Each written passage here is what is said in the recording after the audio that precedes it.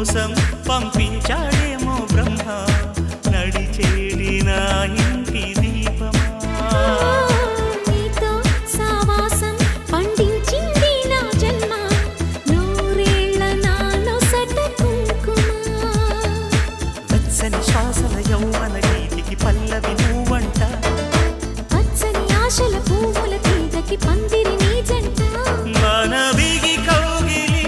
తన కోవెలని కొలువుండి పోవాలని చేరింది ప్రేమ